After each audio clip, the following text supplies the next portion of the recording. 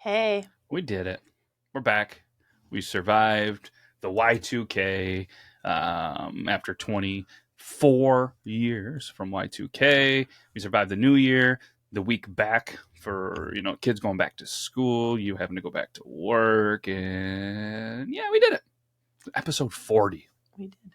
We're 12 away from our 1-year anniversary show. So we're going to come up with something good in 12 more weeks. Mm-hmm. Yeah. Know what else is cool? The Deluxe Edition Network and how we're part of it. Pretty sweet, right? Pretty sweet. Guess how many podcasts of the month there are this week? Or this month? How many? There's 3. Want to give them a shout out? You can give them a shout out. All right, I'll give them a shout out. Shout out Bev's Video Kingdom, the Barrel Aged Flicks, and Kindness Matters podcast. The January podcast of the month. Check them out. DeluxeEditionNetwork.com. A lot of good stuff out there. You guys should check them all out. Always growing. That's why there's 3 this month. Spoiler alert, I know all the podcasts of the month currently until some new ones join. Maybe even Your Town will be a podcast of the month coming up. Maybe not. No spoilers. Welcome back to Producer Zach as well. New year, new him. That's what he's saying. And he's written up a couple episodes. This one written by him. Shout out to that Easter egg he slid in there last year. As we were recording, he's like, "Did you record yet? Did you see what I did in there?" And I was like, "You have to watch it. There's no early previews, no sneak peeks." I said, "Nope. You got to watch it just like everybody else." And he did. But I never heard if he liked it. I'm assuming he did. But he wrote this one. You know where we're heading this week in our Your Town adventure? Where? The lovely state of Ohio. Nice. Ohio has 2 O's and high in the middle. Do you know that? Oh. Hi. Oh. See what we did there? We didn't even practice that. But I'm always promising that I'm probably going to drop the intro in there, and I keep forgetting, so I'm not even going to promise. We're just going to get into this. If you get the intro, cool. If not, well, sorry about that. Not a great intro anyways. I made it. But if there's any musicians out there or people that make intros, I feel like we should come up with a new one. With a song, a couple little bit of some lyrics, its own thing. So anybody listening, let's do it. Meg, you want to sing it? No. Okay. Well, maybe we'll get, we do have a couple of tracks from your cousin. So maybe we can use something from shout out Colin Wood and we'll figure something out. New intro. That's on the agenda before episode 52. So want to jump right into this? Want to dive into this? Want to float into this one? Going head first or feet first? Feet first. Because if something breaks, I'd rather break some feet than a head. Right? Valid point. All right. Again, thanks, Zach, for writing this up. This is Balloonfest 86. Would have been cool if it happened in 84 and it would have been the 40-year anniversary on the 40th episode. But we're going to go 38 years on the 40th episode. So, and it's kind of fitting because, again, this is Zach, so there's going to be some words, some names, and some stuff I can't pronounce because he's apparently loves to throw in some big old fancy words. So remember when it was New Year's and the ball dropped and all that confetti came pouring from the sky down onto all those diaper-glad weirdos in Times Square? Which is weird. We were just talking about that. That's weird. Magical, wasn't it? Each little scrap of paper meant to represent the hopes and dreams of an individual going into the new year. It's a perfectly curated moment meant to project a specific image. Now, let's imagine if each of those little twinkly bits of paper was a helium-filled balloon, and that it was the middle of the day, and you're in Cleveland, Ohio. And it's 1986, and now people are dead. Ooh. And then he puts, how's that for an intro, Matthew? Dun, dun, dun. Yeah. Have you ever heard of this? That was a little slow. It's okay. You want to try again? Dun, dun, dun. No, that was good. That was the one. It was almost like you were sipping on some Fat Baby bourbon before this and got into that. But and then he puts intro. Be sure to put the intro in. That's where I would have put it. I'm probably going to forget because turns out you're not the boss of me, Zach. But either have you heard of the Balloonfest 1986 and what went down? I have not. Ooh, it's interesting. As soon as he said that he was going to write an episode about it, I did a little bit of intro or what's the word? Research. I did a little bit of intro research, and it's wild. So I feel like I've heard of it, but don't know about it. I mean, when it happened, we were very, very young, so it's not like something like we would remember seeing. And turns out the internet really wasn't a thing, so we probably didn't. But now that these crazy things are happening, and we're doing this podcast, we're learning a lot about areas in here. And I was this the first one we did in Ohio? Do we get a new map?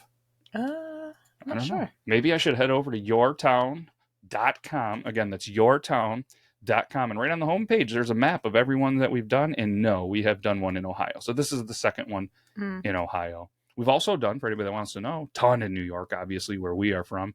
A couple in Pennsylvania. Looks like one in, no, that's still New York. Michigan, Illinois, Minnesota, Missouri, obviously Ohio, Colorado, 2 in California, Nevada, and Idaho. So anybody that's listening in a state that we didn't list, oh, in Minnesota, I don't know if I said that, but Texas, still didn't do that. There's everywhere. Canada. They're everywhere. Canada, yeah, we're an international show. And yeah, so if there's a state that you live in that you're listening that we haven't done yet, feel free to message us on the Instagram. Zach is checking Instagram and writing articles, or TikTok, any of the social medias. So, let's do this. Summer of 1986. And for whatever reason, the city planners in Cleveland, Ohio thought it pertinent to try out a Disneyland theme, or to try and out Disneyland. Sorry, the double Disney really messed with me. Which had successfully set the record at 1 million balloons launched at once in honor of Walt Disney's 85th birthday. It's a lot of balloons. That's a ton of balloons. Hoping to bring some positive publicity to the city and show it as a city on the rise. The crosshairs were set on breaking the entertainment juggernaut's 1-year-old world record and raise some funds and awareness for the United Way in process. This already spells disaster. Whew. All right, so the plan was obviously pretty straightforward. Gather up a few hundred volunteers, fill up 2 million latex balloons with helium. How long do you think that would take? That's a lot of balloons. Yeah, right. I'm not going to do the math if there was the manpower behind that has to be incredible. Oh, so an army of children. I don't know what that is. What's that word? Altruistic. I thought it was said autistic children, and I was like, Zach, why are we that doesn't make any. Altruistic. Yeah, children hit the streets of Cleveland selling sponsorships for the event to the tune of $1 per every 2 balloons inflated, the proceeds of which went to the United Way. To accomplish this feat, from a logistic standpoint, the city contracted Los Angeles-based balloon expert Treb Heining, we're going to go with, owner and proprietor of Balloon Art by Treb. Treb decided the best way to pull off this would be constructing a steel structure the size of a city block. Holy cow. That's pretty big. Right. The structure ended up measuring 250 feet by 150 feet and was 3 stories tall. Spanning the entire area of the massive steel frame was a single piece of specially designed mesh material. Its purpose was obviously simple. A volunteer inflates the balloons under the mesh, and once it's full, then you just release it and the mesh will catch it. Come launch day, the mesh will be releasing the balloons in the process. Obviously, it was foolproof, right? I feel like it wasn't. Until it wasn't. I mean, let's just think about this. And I feel like everybody listening is thinking about this. 2 million balloons, people filling them, putting them into the steel structure full of mesh, and then just going to release them. I mean, obviously, they're going to have a bunch pop. Who's counting all of these? Like, I don't know. I have so many questions. Maybe it's in here, but I'm just thinking, all right, every 100, you put them in there. Then what if all of a sudden you have 1 million in there and pop, pop, pop, pop, pop, pop? How many do you know really pops? I don't know. What if they all popped? That's a lot of helium being released. Oof. And then all the people, all the audience is like, this is so fun. They really would outdo Disney. Yeah, they would have Disney there with all these characters. All right. According to all I can think of is Up. The movie Up. Yep. This is what's coming into my head. Interesting. According to the research done in a very, stodgy scientific publication, from balloonhq.com, a standard American market latex balloon filled with helium will rise into the atmosphere and remain there until it's nearly completely deflated before returning to the ground. And that was the science that the people from Treb was basing its plan on. But apparently, science didn't play come launch day. Then the weather, because it is Ohio, apparently wasn't going to be good on the day of the launch. Organizers had successfully, though, inflated and staged 1.5 million balloons. Okay, so we're already 500,000 down. The button's pressed. The balloons are released. The record was set. Case closed, right? Nope. Then the atmospheric conditions were not ideal, and the massive balloons immediately collided with a front of rain and cold air. This is late September in Ohio. All right, which, I mean, it's similar weather to here, fall, although it could be very hot. It's not. And because you mix the balloons, the atmosphere, the weather, and everything in Ohio, it actually caused the helium-filled balloons to fall back to Earth prematurely. Oh, fun! Balloon party! Yay! No, not good. Could you imagine? You're standing there and 1.5 million balloons start falling on you. I wonder what the weight is on that. I don't know. But it's got to cause some like traffic problems and Oh my gosh. So, all right. You got to worry about wildlife. You got to worry a lot, I think. I bet you this wasn't overly insured, I guess. But all right, so there was the obvious fallout in that there were balloons everywhere. Roughly 1.5 million balloons, obviously.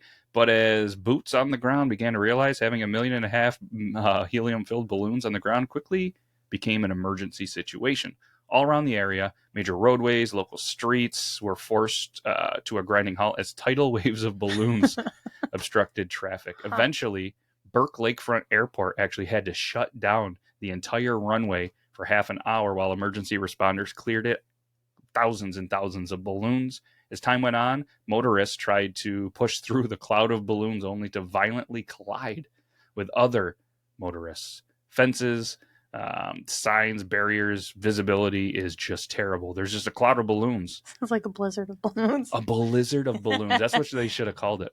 I mean, obviously, even the most experienced Midwest drivers had experienced that, worse than any winter that they've ever been there. They actually had to take bulldozers to clear motorways. The balloon blizzard of 86. It's at this point we should realize that geographically, Cleveland is on the coast of Lake Erie, like right on the coast. As more and more balloons fell, Lake Erie began looking like a funfetti birthday cake, thus effectively shutting down waterways as well. As the days followed initial release, thousands of balloons washed up on the northern shore of Lake Erie, leaving Canadian officials with the task of then cleaning up Cleveland's publicity stunt. Oof. Yeah. But that went over well. Yeah, now you have an international problem. Like, we're an international podcast. They have an international problem going on. Balloon blizzard problem. Oof. Balloon blizzard of 86. Taxpayer dollars were not the most tragic loss in this tale. As mentioned, the balloons fell because of the cold front and rain. The weather pattern came down from the north across Lake Erie, and if you don't know what that's like, it's pretty miserable. A meteorological, that's a tough word to say, happening historically produced severe weather patterns, according to local Fox 8 meteorologist Scott Sable. Sable, who investigated the science behind what actually happened for Fox 8 at the time, went on to say scientifically the launch should never have happened. He goes on detail the day prior, a severe storm rocked the city, and reports of even capsized boats and commercial vessels that were coming in. And one such report was of an aluminum dinghy? That's a funny word. Carrying 2 male passengers. They had gone missing the night before, and as the reports and the officials were actually scrambling to pull off this balloon launch, this was going on. Coast Guard's out there trying to find this boat, this dinghy, and a team together to, trying to find these guys. But unfortunately, the balloons were released before these men were found, and that the search actually had to be called off because they couldn't see on Lake Erie. That is terrible. And not to stick up for anybody here, but communication is definitely not as good technological wise and being able to communicate in the 80s as now. I have to imagine if this thing was ever to even be an idea, it would be shot down almost probably immediately. But with everything else going on, it would have stopped. But those involved in the coverage of the event and the actual search for the fishermen reported the balloons were so densely covering the area where the men were last seen that the balloons looked like 1 million heads bobbing in the water. Yikes. Then overhead, aircrafts were searching for signs of the 2 men, but the planes eventually landed because it was impossible to distinguish man from balloon. So they could have been out there the whole time. They could have been right out there the whole time being like, wow, this is Guinness, a world record, and now I'm not going to make it. Search was called off, and the men died. It was several days and hours of cleanup before their remains were pulled from the lake and returned to their families. Believe it or not, their surviving families went on to win a very big lawsuit against the United Way of Cleveland. Good for them. Yeah, I mean, the whole event seems just insane and in poor taste. And these days, with the information we have about just this sort of thing and the environmental impact balloons specifically can cause, not a good look. However, at the time, it was commonly believed that these balloons were simply going to float up into the atmosphere, pop, and disintegrate, never to return to Earth in a form which can contaminate or obstruct. Huh. In the end, 1,429,643 balloons were launched from Public Square in Cleveland, Ohio, that fateful autumn afternoon. It set the record, but in doing so, the Guinness Book of World Records actually closed the category for good and no longer measures balloon releases of any kind. Good for them.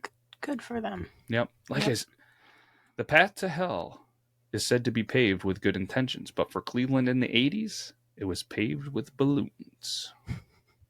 Unbelievable. I mean, I'm picturing all of these balloons and how a lot of people kind of get, negative impact when they put stuff on social media where they're launching balloons and doing all this stuff for loved ones, writing messages, and, from oceans to lakes to all this stuff when they're pulling out trash and all this stuff. How many balloons end up in waterways, kill whether birds, fish, everything else. But then you launch just under 1.5 million of them. Why hasn't this been made into a movie? Maybe it has. I've never heard of it. I mean, huh.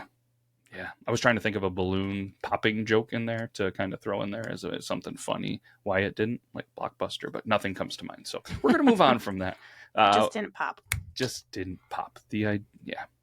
I just can't get over that the boat is called the dinghy, and I'm now almost 40 realizing that that's what it's called. You're just like, yeah, that's what it's called. And I'm like, it's dude humor is different than female humor. All right, why don't you read the quote that Zach did for us? Nobody can be uncheered with a balloon by Winnie the Pooh. I like it. That's so fitting. Well done. All right, we have some sources. As always, Wikipedia, we love you.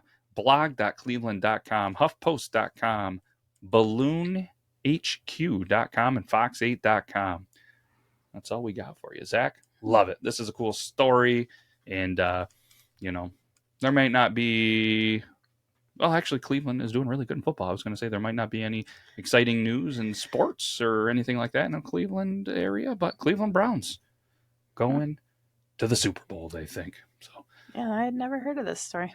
I haven't either. And hopefully all of you listening, watching, on whatever, really enjoyed this. I know I did. I love every minute spending time in the studio with the lovely Meg and a beautiful article of words that are hard to say from Zach. So all kidding aside, he has another one or two queued up because February is going to be pretty busy for him. So he's trying to get ahead of it for us. So hopefully he'll continue to do that. If not, then you're stuck with an article from me. But either way, can't thank you guys enough for listening. Go check out all the other episodes if you'd like. And we have some cool stuff in mind for 2024.